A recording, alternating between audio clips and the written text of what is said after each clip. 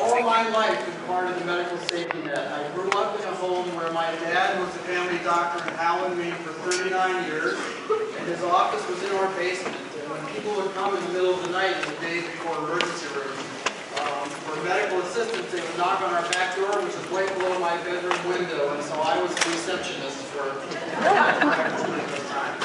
For the past 25 years, I've been a family doctor in Mallory in Lincoln, in private practice, and now as part of the structural safety net with Health Access Network, the federally qualified health center in Lincoln, Maine, and I'm proud to be part of that safety net, to take all comers, regardless of their ability to pay, to offer them quality care and compassion and help in their lives when they need it.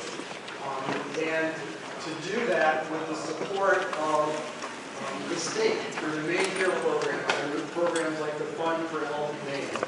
The decisions to do that make me proud to be a lifelong Mainer. The decisions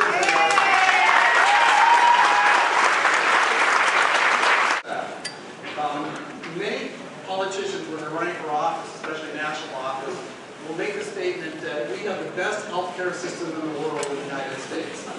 That is demonstrably and simply untrue.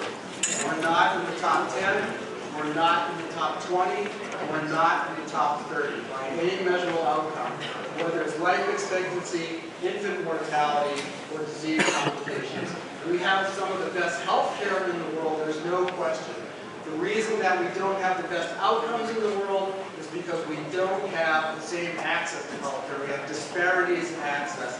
The programs that this state has committed to up to this time have addressed some of those disparities and helped to narrow that gap between those who have easy access to health care and to quality health care and those who are challenged in that regard. These cuts not only will do harm to statistical outcomes like the ones I just mentioned, but will do real harm to real Mainers in the immediate future. Some of those men who's a 20-year-old young man who's paying his way through college, who has no family resources to help him with that, who is one significant illness away from having to drop out of college. Think of it, appendicitis, a prolonged case of mononucleosis.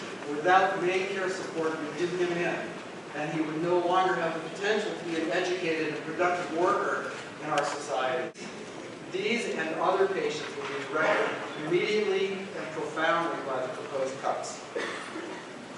In addition, there are unintended or unanticipated consequences. The loss of these revenues to the structure of our safety net, to our health centers, the millions of dollars lost, the likely closing of several sites in our health center movement, a system that serves a seventh of the population of Maine and a quarter of the Mainecare recipients in Maine.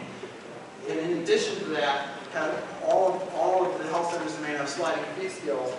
The undermining of that, the grading of that, will lead to real access problems, real health outcomes, cost shifting, increased costs, poorer quality, or no care at all. It's not fiscally irresponsible or politically weak to have supported a robust medical safety net. And it is neither of those things to resist degrading it to the point where real harm is done to real Mainers. To the contrary, it is moral leadership, and we call on our legislators now to assert just that moral leadership, to prevent these changes, to prevent these cuts, and to help us remain a vibrant and healthy state. Thank you. I need to be healthy to work to support my family. It is with hard work that I am transitioning off of Mainecare. There are many families who haven't gotten there yet. This coverage for parents just over the poverty level is key. Most parents who are low income, I know, don't have access to health care, and they certainly could never afford private insurance on their own. This program, as it is, gives incentives for self-sufficiency. It provides peace of mind to parents trying so hard to get ahead. It has worked for me and my family. It was instrumental in my health and well-being as I became self-sufficient. For myself and many working parents, Head Start and child care provide the confidence to go to work, to know our kids are safe, well cared for, and being prepared for kindergarten. These cuts are a double concern for so many parents like myself. They hit us at work and they hit us at home.